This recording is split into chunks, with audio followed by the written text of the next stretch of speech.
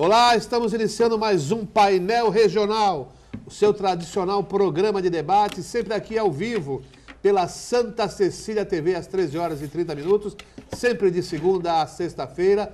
O programa também é reapresentado às 20 horas e você, internauta, também pode assistir pelo Santa Portal, o portal digital da Santa Cecília TV. Depois o programa fica disponibilizado no YouTube para você rever a qualquer momento. Por aqui as principais notícias, os fatos que são notícia no Estado, os temas nacionais, sempre discutidos aqui por convidados especiais, comentaristas que levam a você não apenas a informação, como também a opinião e o comentário com o conteúdo. Hoje recebendo aqui o jornalista Milton Gonçalves e também o advogado Manuel Rogério. Estamos aguardando aqui, já está chegando aqui aos estúdios da Santa Cecília TV, o sindicalista Luiz Carlos, né? Vice-presidente do Sintracomos, o Sindicato dos Trabalhadores da Construção Civil e do Mobiliário de Santos. Ali na ponta, a Jéssica Souza, que daqui a pouquinho fala para você, internauta, você, telespectador, os canais de participação aqui com o Painel Regional. Você também é participante desta mesa. Participante também os jornais parceiros, como o Diário do Litoral, que tem como manchete hoje, bancários entram em greve hoje em todo o país. Aí já a paralisação dos bancários. Eu passo aqui uma edição para o Milton, outra aqui para o Manuel Rogério e outro jornal também parceiro, a Gazeta de São Paulo. A Gazeta, né? A Gazeta tem como manchete também, bancários anunciam greve em todo o país. Está aqui uma edição também para o Milton, outra para o Manuel Rogério. E a gente já vai aqui cumprimentando a mesa, como o Milton Gonçalves. Tudo bom, Milton? Boa tarde, Heraldo. Boa tarde, doutor Manuel Rogério. Boa tarde, Jéssica. Boa tarde a você, telespectador do Painel Regional. Agradeço mais uma vez a oportunidade de estar aqui para a gente poder debater assuntos importantes e relevantes da nossa região metropolitana, do país e, por que não, do mundo. Muito bem. E aqui também o cumprimento do doutor Manuel Rogério. Tudo bom, Manuel Rogério? Tudo bem, Heraldo. Boa tarde especial aos nossos telespectadores. Boa tarde para você, Milton, para a Jéssica. É um prazer estar aqui nessa mesa de debate do Painel Regional. E a Jéssica Souza ali na ponta. Tudo bem? Jéssica, como é que faz aí o internauta e o telespectador para participar aqui do Painel Regional? Tudo bem? Ao Marco, Rogério, doutor Rogério, a você também, Heraldo, uma ótima tarde. E para você aí de casa também, uma ótima e excelente tarde, né? Para participar, como o doutor Heraldo já comentou, você pode ligar pelos telefones 3223-1120 ou 3223-7676. Participe, manda sua sugestão, sua pergunta, sua dúvida, o que você quiser, fique à vontade. Participe também através do Facebook, facebook.com/Painel Regional TV. E a gente já vai abrindo aqui o nosso encontro de hoje, o nosso debate. Eu já vou perguntando aqui para o Manuel Rogério. Manuel Rogério, políticos já estão pedindo para que as reformas fiquem para depois das eleições. Quer dizer, novo governo e as velhas práticas políticas, é isso? Eu acho isso um absurdo. O Brasil precisa, com muita urgência, de todo esse tipo de reforma que já foi anunciada. Tudo que o Brasil se projeta para o mundo depende dessas reformas, e não é a eleição municipal, uma eleição regional que não tem nada a ver com o que se acontece no contexto do país, nas questões que se decide no âmbito do Congresso Nacional, que vai fazer alguma diferença. Eu penso que os deputados e senadores que estão lá no nosso Congresso Nacional, eles têm que se focar nas reformas que a gente precisa a nível de Brasil, a nível nacional. E deixa aqui para as questões regionais, Santos, Guarujá, Cubatão, São Vicente, Praia Grande, ou nas outras cidades do estado de São Paulo e do Brasil. Muito bem. Já anunciado aqui, já presente aqui, o Luiz Carlos Andrade, o vice-presidente do Sindicato dos Trabalhadores na Construção Civil e no Mobiliário de Santos, o Sintracomos. Luiz, tudo bom? Boa tarde a você. Boa tarde, Heraldo. É um prazer falar aqui no painel regional com o Milton, com o doutor Manuel Rogélio, com a Jéssica. É um prazer estar aqui participando desse evento importante. E eu já vou emendar essa mesma questão que eu levantei aqui para o Manuel Rogélio. Novo governo, velhas práticas. As anunciadas reformas, medidas, reforma da Previdência, os políticos, principalmente aqueles que são candidatos, né, estão pedindo para que o governo Temer deixe para depois das eleições. Quer dizer, aquela velha prática no novo governo. Heraldo, o nosso país, ele vive de solavanco, né?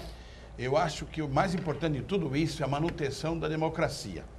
Porque os países que hoje estão melhor situados, eles passaram por muitas guerras, muitas revoluções, né? Desde os Estados Unidos, a Espanha, Guerra Civil Espanhola, a separação lá dos Estados Unidos, a Guerra da Secessão. E nós vamos pagar esse preço. Por quê? Porque você soma quanto tempo tem a nossa Constituição. Então, eu acho que, infelizmente, nós vamos passar por alguns percalços.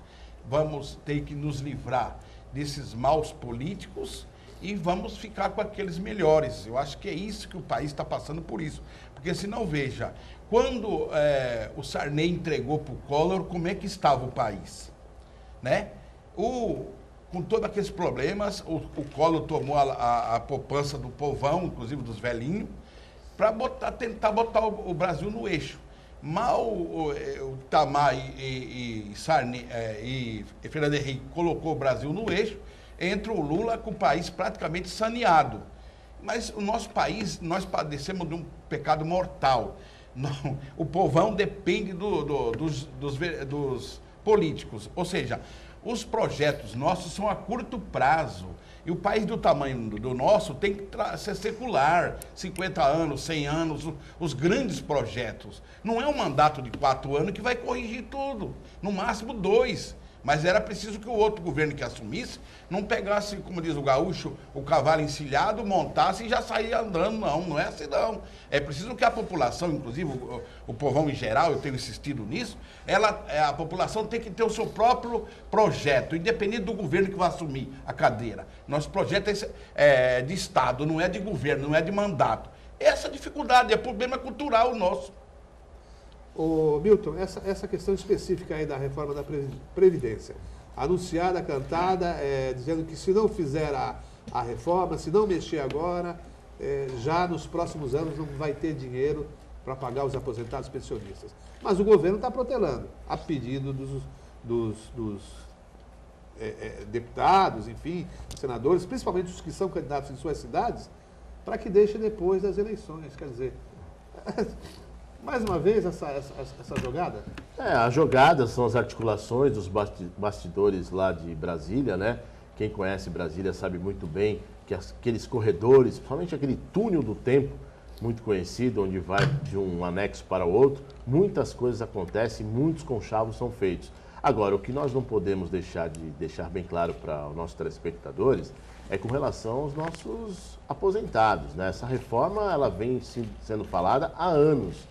E sempre cai no colo o prejuízo naqueles que mais necessitam, que são os nossos aposentados. Então, eu vejo espero que realmente após as eleições, e não vamos dizer após as eleições no meio de outubro, final, não, ou em novembro. Vai ser só o ano que vem, com certeza. Esse ano praticamente não se faz mais nada lá em Brasília. Esperamos que 2017... nós possamos ter um ano aí de muitas articulações para o bem, que essa reforma da Previdência realmente saia do papel, né? E que haja, de repente, nós falamos aí sobre isso semana passada, se não me falha a memória, aqui no painel regional, essa nova etapa de chamar os aposentados, de a gente poder realmente ver se esse número está batendo. Se as pessoas que estão recebendo realmente estão vivas, se realmente elas estão necessitando de um auxílio-doença, entendeu? Eu acho que tem que ter uma força-tarefa nesse sentido para que a gente possa realmente ter uma reforma boa na Previdência e poder aí equilibrar as contas da Previdência. Senão, a Previdência vai quebrar. Ô Luiz Carlos, qual é a leitura que os sindicalistas estão fazendo dessa questão da reforma previdenciária? No caso específico da tua categoria, do teu sindicato. Bom, Heraldo, é aquela história, né? O país, ele teria que ser passado a limpo. Mas isso teria que ter uma revolução, praticamente. Porque, você veja, você tem desde as caixas de previdência do servidor público municipal, da estadual e da federal, e você tem um desarranjo proposital nos 3 governos. Se não, veja, se você pegar uma secretaria municipal, um servidor ganha 2 mil, o outro ganha 10, o outro ganha 20. Sai do mesmo tesouro, do mesmo cofre. Então, por que nós não botamos isso aí em ordem, o Estado, nos 3 níveis, de acordo com a sua função? Você é engenheiro, a sua especialização é essa, você ganha um valor. Pode ter 10 ministérios. Então, cada ministério ele deveria ganhar o mesmo salário. Então, e assim, consequentemente, nós temos 2 tratamentos para a Previdência. O servidor, ele às vezes não contribuiu para a Previdência, mas ele pode aposentar com 50, com 100 mil, com 50 mil, com 30 mil.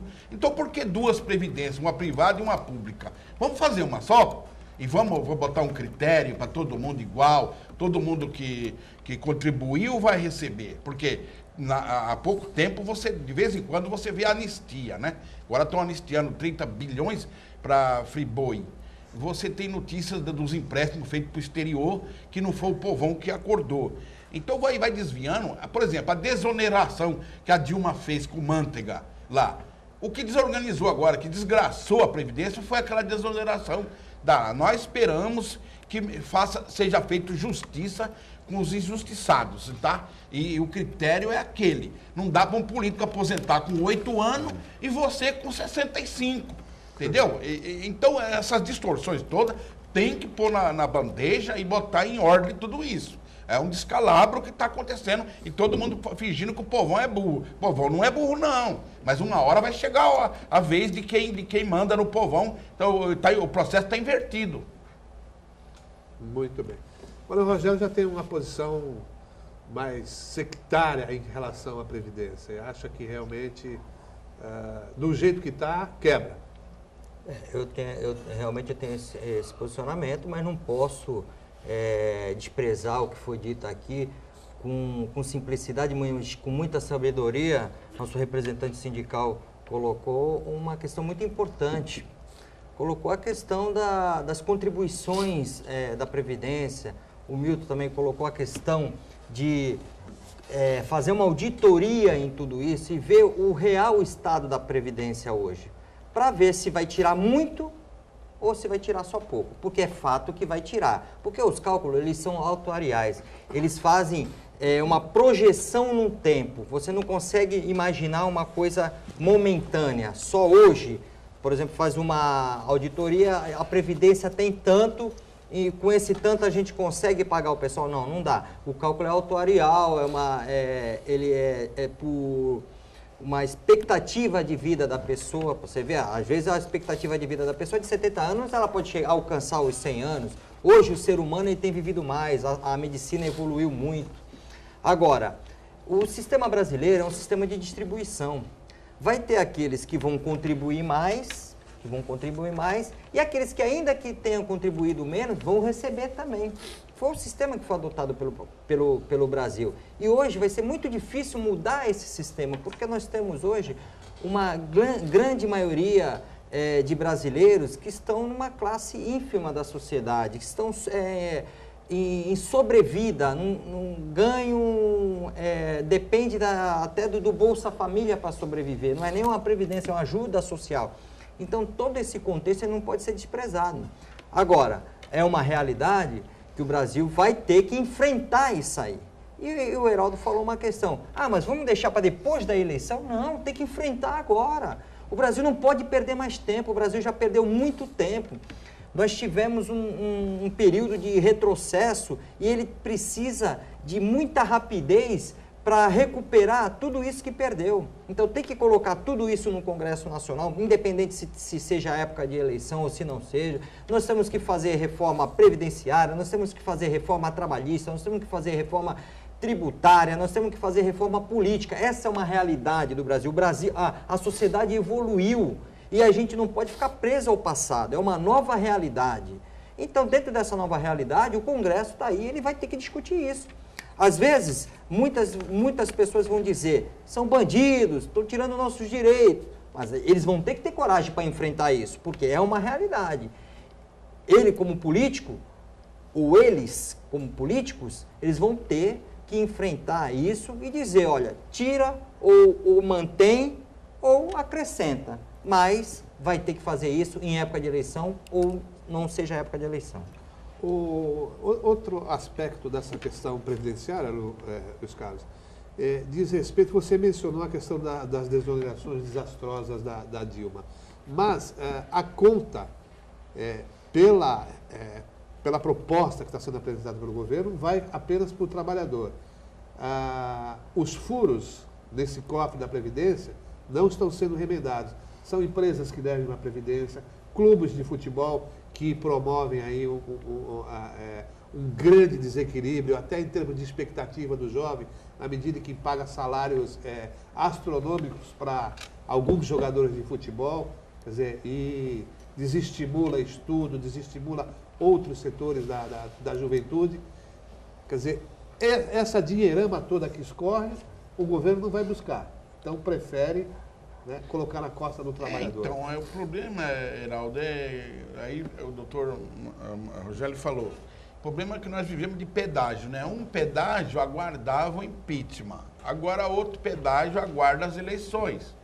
Por que a Dilma caiu? Porque a Dilma não tinha mais base. Então, o presidente Temer, inteligentemente, ele depende do apoio. Se os líderes que apoiam a sua bancada falar não, ele não pode ir para frente. Ele tem que suportar o que vem das bases. Então, o problema de esperar para depois é justamente esse. E o problema mais grave do Brasil é a nossa dívida bancária, que ninguém fala, né? Isso aí é uma coisa meio subterrânea. Nós pagamos a metade do que nós produzimos, nosso PIB, só para pagar a dívida interna e externa. Então, essa verdade é que é pouco falada. Então, essa gritaria que é para reformar, na verdade, é para pagar os bancos, não é porque está distorcido isso ou distorcido aquilo, não. Agora, de novo, o nosso Estado brasileiro ele teria que ser aperfeiçoado na sua cobrança sem fazer média, que nem você falou, Heraldo. Há muitos ralos aí visto, né? É só chamar o pessoal da Receita Federal, eles vão mostrar ainda. Não sei se é critério para perdoar alguém, né? Que outro dia tinha um dirigente de uma entidade patronal aí que estava devendo, não sei se é 7 ou 10 bi, e contando história aí, negócio de não pagar o pato, não sei o quê, e está devendo os tubos aí. Então, veja, daquele tipo lá não deve ter pouco, deve ter muito. Porque você veja, Dois Brasil, hoje você veja, a Oi aí pediu a recuperação judicial para 10 anos. A pergunta é, um empresário pode botar centenas de trabalhadores na rua. Um trabalhador, se não pagar a pensão, vai preso. Então, o Congresso nosso é muito amável com o empresário.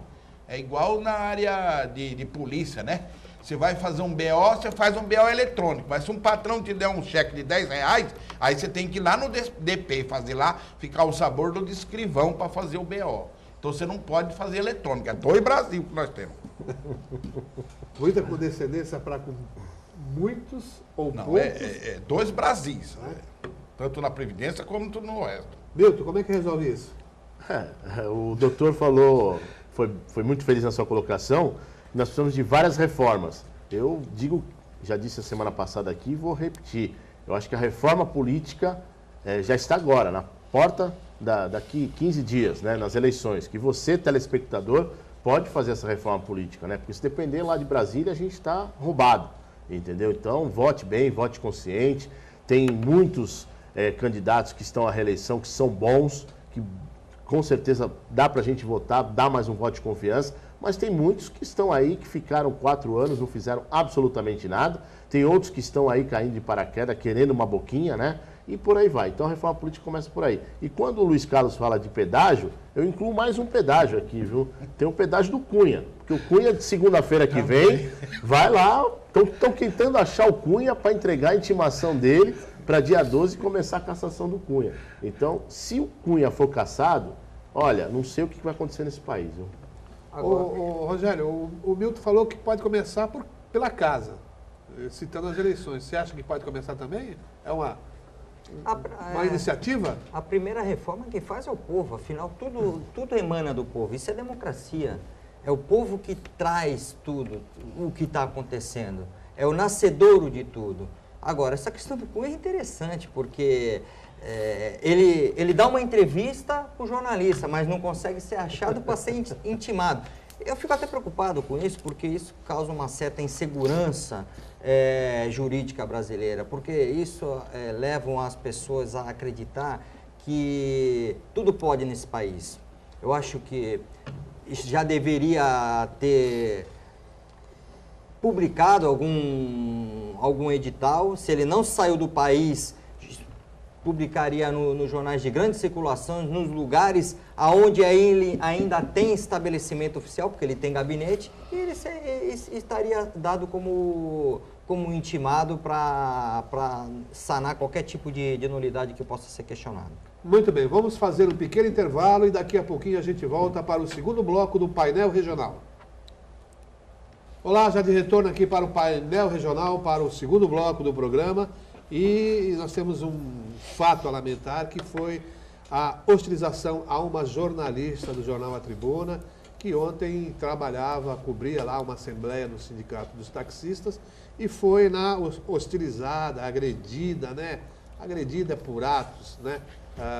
Por parte de alguns taxistas, e ela menciona também o vereador Ademir Pestana. Sobre esse fato, a Regional de Santos, do Sindicato dos Jornalistas, soltou uma nota que a Jéssica apresenta agora.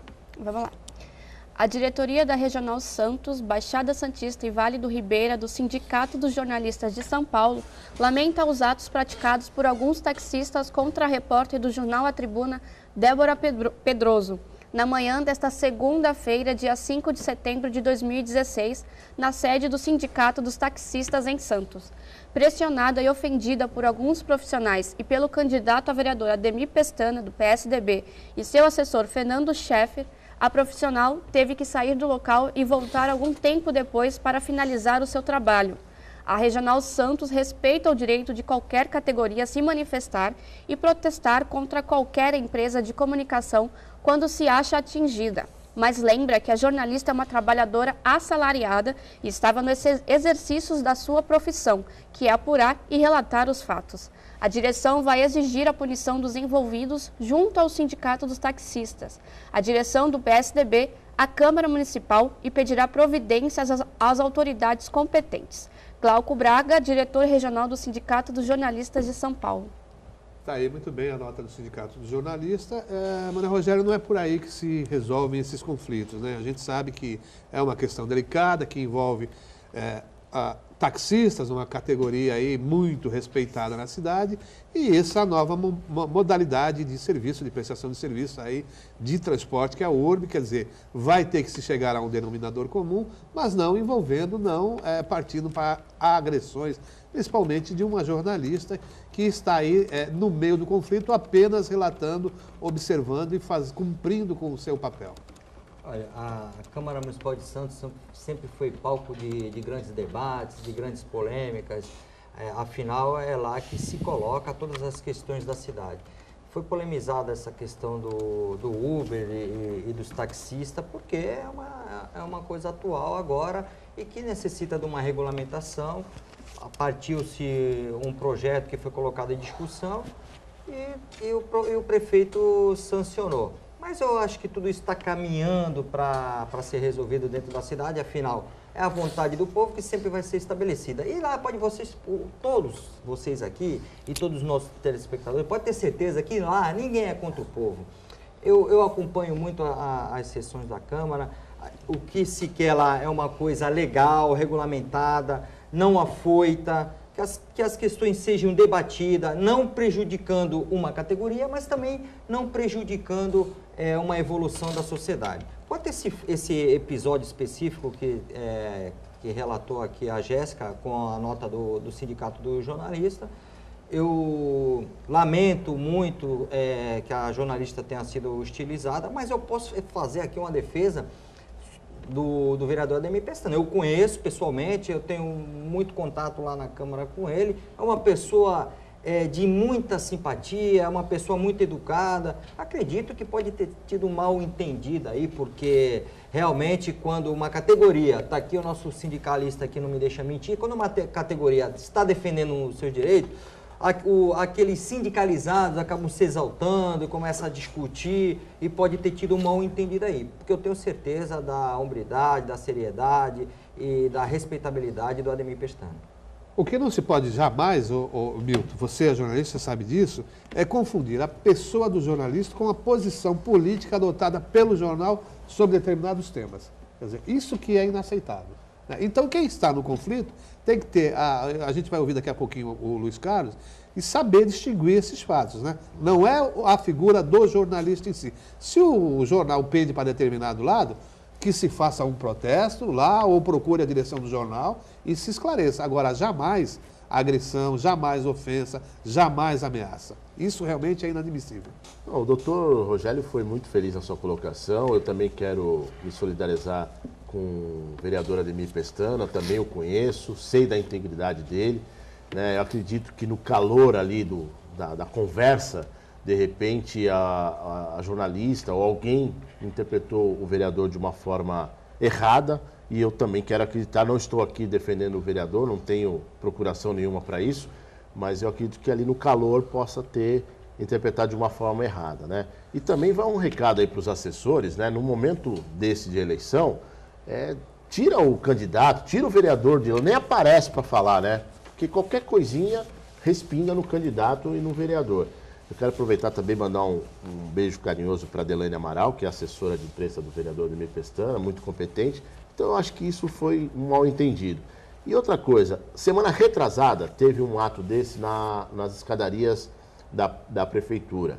E aonde lá eu estava, né? E eu pude visualizar, isso ninguém me falou, eu visualizei a categoria, os taxistas, insultando um jornalista da tribuna. Por quê? Porque eles dizem que a tribuna é contra o Uber.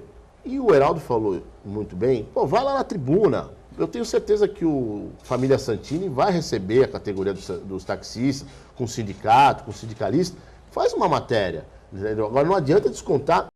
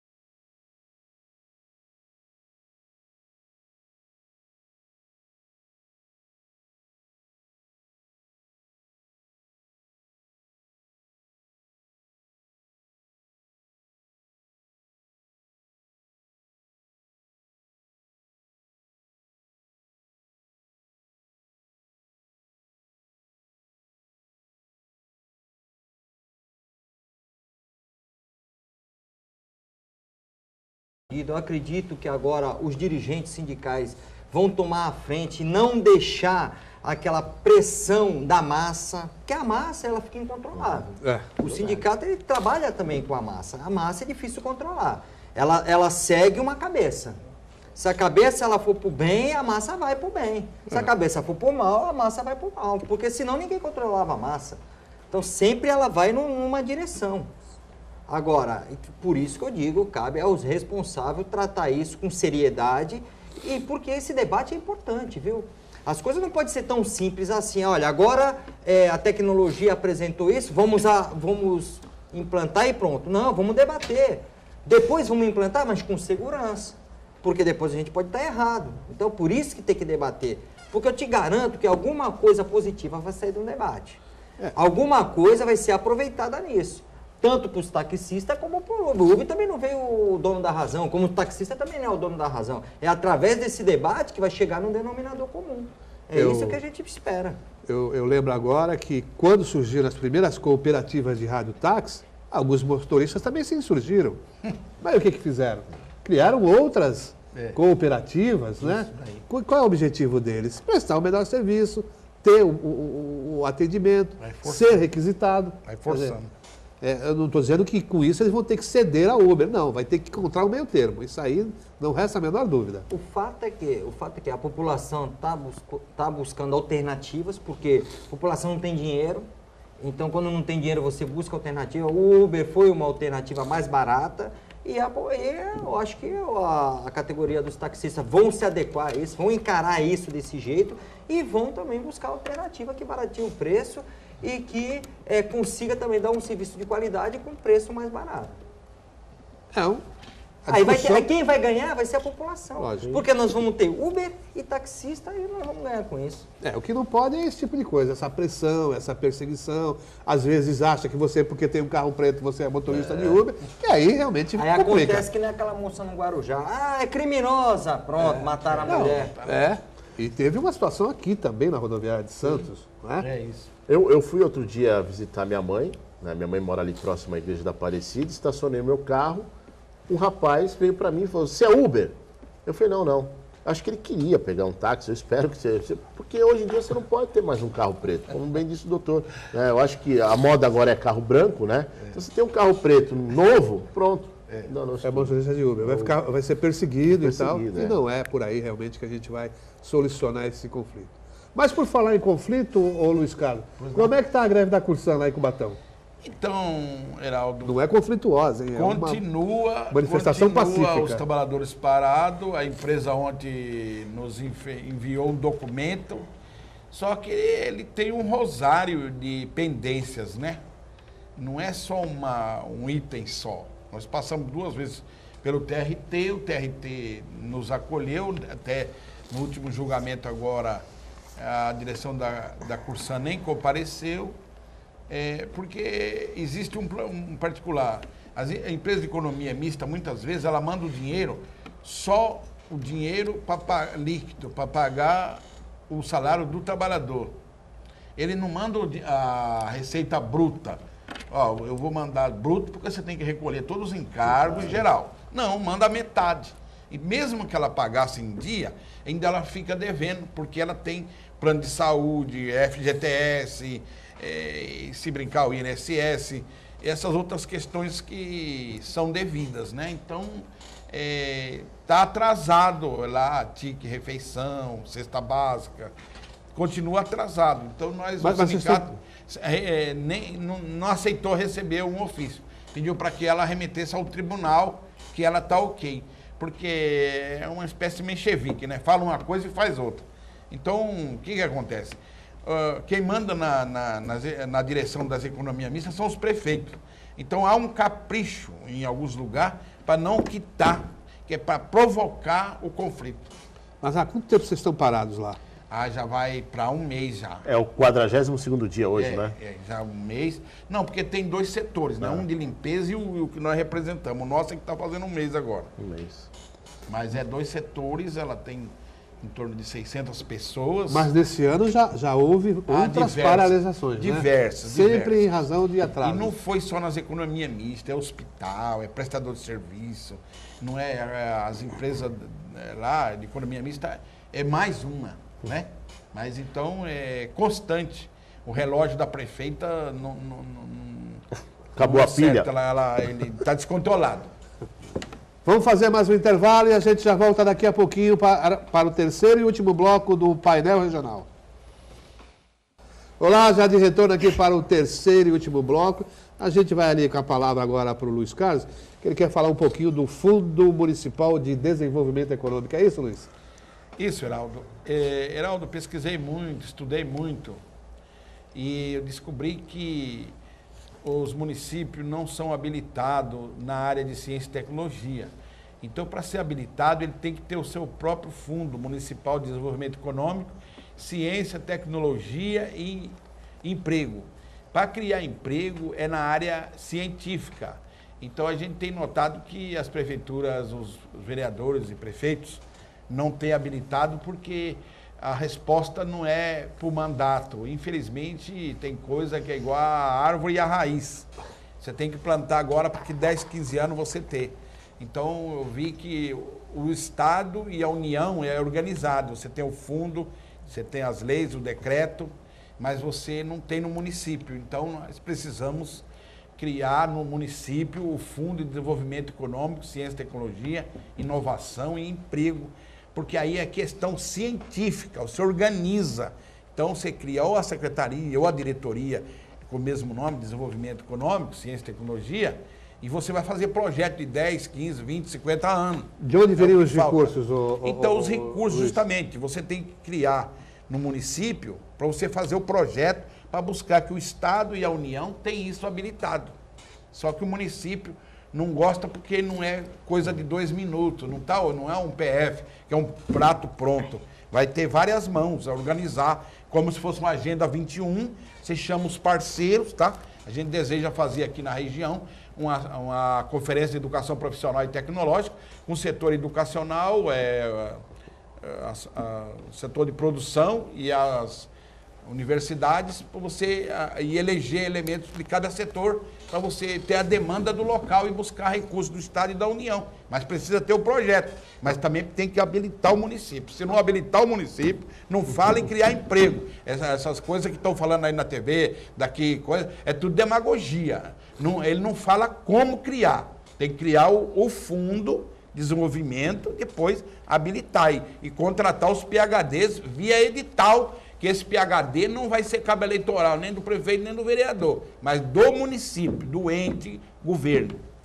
Está aí uma proposta de saída da crise que tem alguns aí que fecham os olhos para isso. A saída existe. Ô, Jéssica, participação de telespectadores? Temos sim. Uma Vamos participação pelo Facebook. O Fernando Araújo mandou pra gente. Diga. Para vocês, né, no caso. Não tem lógica dizer que a Previdência não tem dinheiro, porque aposentado não é rico. Todo o dinheiro recebido por um aposentado volta imediatamente para a economia e disso são retirados todos os impostos. Se a contribuição não paga a Previdência, então que se faça um estudo onde o aposentado coloque o seu dinheiro e se usa o imposto desse produto para pagar essa conta. É uma caixa preta. Eu acho que até mesmo o governo não contribui com a Previdência e deveria contribuir, principalmente com as loterias, hein, Milton? E muito, né? Porque a arrecadação ela é grande, né? Ontem nós tivemos uma operação, está até aqui no Diário Eleitoral de hoje, né? Exato. Investigando fraudes nos 4 maiores fundos de pensão. Entendeu? Exatamente. Então essa caixa preta, ela. Entendeu? cupim. Ela vai longe, né? Eu fico triste, fico chateado, porque, como bem disse o telespectador, né? Olha, acho que é 0,001% de aposentado nesse país que recebe bem, né? Então, a gente vê tanto aposentado aí... O topo hoje não passa de 5 mil e poucos reais. Você vai... Haja vista que você tem hoje nas farmácias populares, tem remédio de graça. Por quê? Porque ninguém tem dinheiro para comprar remédio, entendeu? E o governo acaba, né, dando essas oportunidades de as pessoas irem pegar a receita, os remédios. Muitos daqueles aí precisam da receita para pegar o remédio na farmácia popular, só que aí vai na UBS, na UPA, vai para marcar o médico, aí o médico só daqui 3, 4 meses. Aí quando vai no dia, o médico não veio, ou o médico já não está mais lá. E aí fica difícil. Mais participações, Jéssica? Sim, Custódio Fernandes, para a mesa. A reforma previdenciária, segundo especialistas, é só para enganar o aposentado. Alegam que a previdência não é deficitária. Especialistas em direito previdenciário também dizem que o que se deve ser feito é o desmembramento das contribuições urbanas das demais, que não contribuem e recebem. Ana Rogério, separar os tesouros aí, os caixas de contribuições sociais que pagam pela Previdência, porém aqueles que são assistidos não contribuem. Tem que ser assistidos, mas tem que sair de outro cofre. Mas é que vocês acabaram de, nessa discussão na mesa, citar os fundos de pensão que já tem problema. Você tem a previdência privada que também não fecha a conta. Você tem a previdência pública que está problemática. Eu acho que a ideia aí mesmo é fazer uma auditoria em tudo, chamar todos esses especialistas, ninguém é dono da razão. Então vamos fazer uma constituinte da Previdência, vamos chamar só aqueles caras que entendem da Previdência, vamos trazer pessoas de todo mundo, colocar numa sala e vão debater. Eu tenho essa ideia de que o debate, ele traz ideias boas. Debater até chegar no denominador comum e aí aplicar na Previdência, porque até então, eu reitero o que vocês falaram, é caixa preta. Mais participações, Jéssica? Temos sim. O Sérgio Gomes. Sobre o Congresso, 80% dos políticos de lá estão envolvidos no esquema da Petrobras, mas ficou por isso mesmo e agora a conta do INSS vai sobrar para o trabalhador. Isso não deve ser investigado? Não estamos em uma democracia?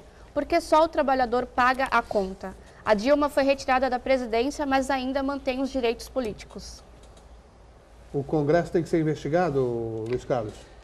Infelizmente... Se ele vai investigar a si próprio é difícil. O Congresso é eleito por nós brasileiros. Infelizmente é assim. Eu acho, Heraldo, com todo respeito, a Constituição de 88, ela cometeu um pecado, né?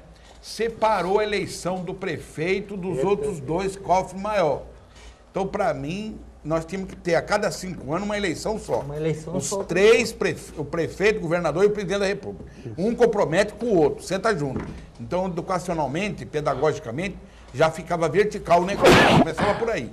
Ah, não tem dinheiro, mas cada eleição, cada 2 anos, custa 5 bi. Aí o dinheiro aparece, é igual agora que está acontecendo o gasto. De tudo que fala, e você tem que fiscalizar, tudo onda. Cada eleição custa 5 bilhões de reais a cada 2 anos. E por que separou o prefeito? O mais miserável dos três. Porque o cofre do Estado tem dinheiro, o cofre federal tem dinheiro. Até agora fizeram uma reforma financeira dos estados, né? Nós esperamos que tenha melhoria para nós, que ainda não chegou.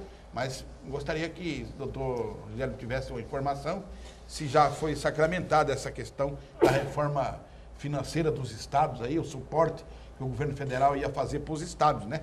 Porque aí corrigia e você dava um fôlego para o povo. Agora, essa questão da Previdência, de novo, parece que nós somos comandados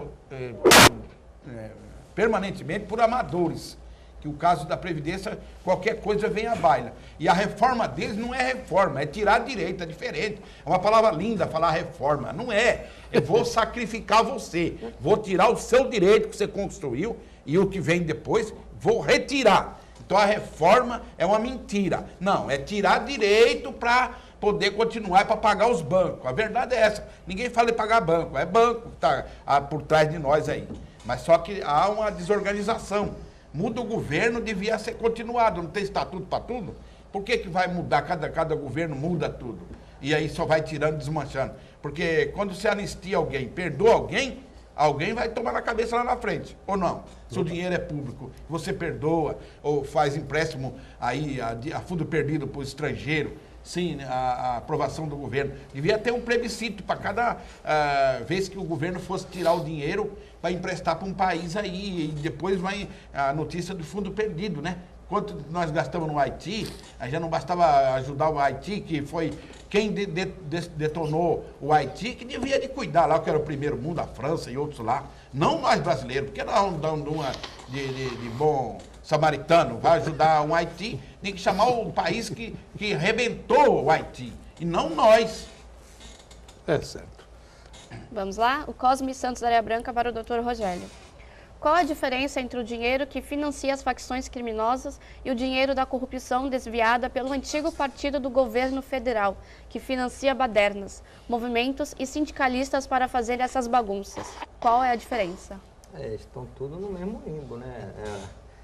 É tudo no ilícito.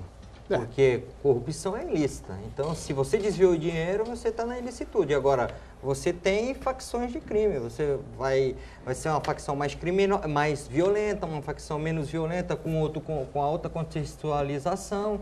E, para mim, é o mesmo limbo, está tudo na mesma vala comum. Como se dizia no passado, é só o colarinho branco, né? Também.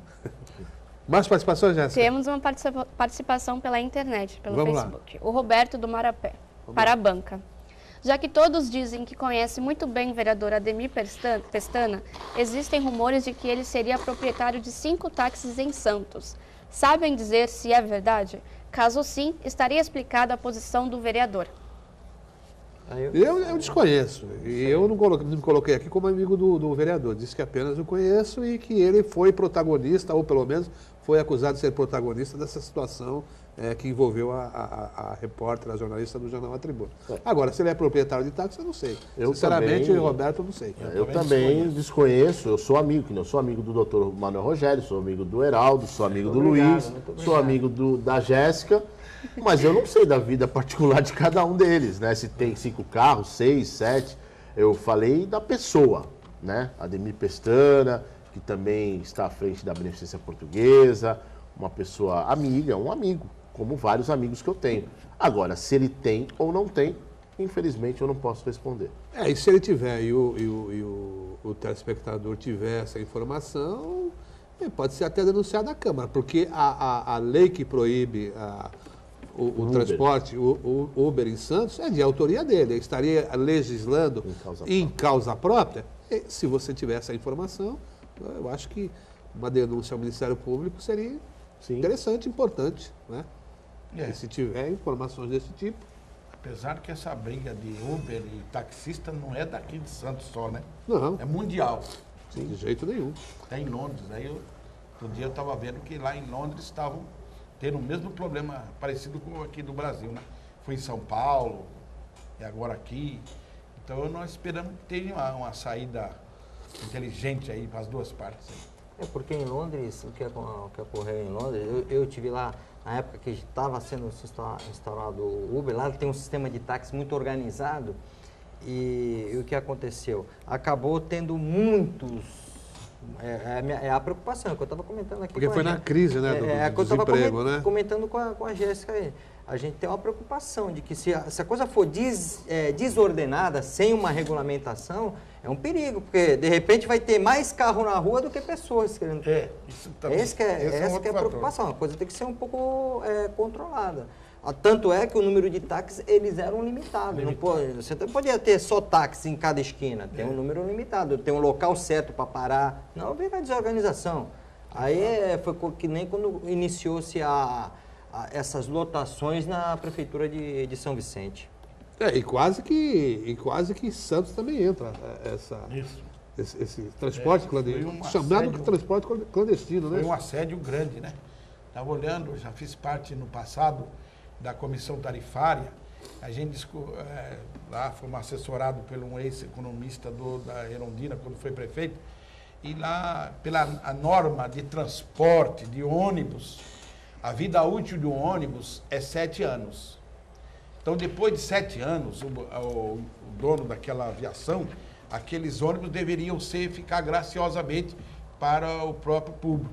Por quê? Porque em 7 anos, aquele empresário já faturou, porque na lei do transporte... Isso que o senhor está falando é interessante, que ontem na Câmara de Santos teve um projeto que foi debatido isso sobre a transparência, e está aqui no jornal, no Diário do Litoral, sobre a transparência no transporte público, essa questão, as planilhas, o que eles vão investir, justamente isso que você está falando. Então, a cada 7 anos ele teria que renovar a sua frota. E aquela ao renovar, passou de 7 anos, já teria que, porque já fez a vida útil, o empregador já se beneficiou A população já pagou aquele serviço. Agora o que eu não gostei, que eu acompanhei a sessão, foi que foi adiado por 20 sessões. Aquela questão, vai adiar só porque é época de eleição? Não tem o que adiar, vamos discutir isso aqui. 20 sessões é muito Agora, tempo, hein? por qual motivo foi adiado? Porque foi o vereador Kenny que pediu adiamento, porque ia conversar com o prefeito. Muito bem. É curioso isso, conversar com o prefeito, né? Porque o vereador... Não é o papel do vereador, o vereador tem que legislar? fiscalizar. Ponto zero de um vereador é fiscalizar. Como eu ia voltando, né? Na questão lá da época do carro, da frota particular, a lotação, e o ônibus, a empresa comum, né? Você não pode fazer um contratinho de 2 anos, de 5 anos, porque é 10, 20 anos em diante para poder o investimento, o retorno. Então, na época era o seguinte, era 6 pessoas por ônibus, somando mecânico, manutenção, guarda, vigilante, e os motoristas e cobrador. Então, a discussão era aquela, porque em lotação você tinha mal o dono da lotação. Então, um número reduzido de funcionários. Então, daria mais empregos tendo uma aviação. Muito bem, a gente vai encerrando o debate desta tarde, com a participação hoje aqui do Luiz Carlos, do Sindicato dos Trabalhadores da Construção Civil, o Milton Gonçalves, jornalista, o colega aqui, Manuel Rogério, e a Jéssica, sempre atuante ali na interação com você, internauta, com você, telespectador. A gente agradece a todos e amanhã estaremos novamente aqui juntos. Muito obrigado.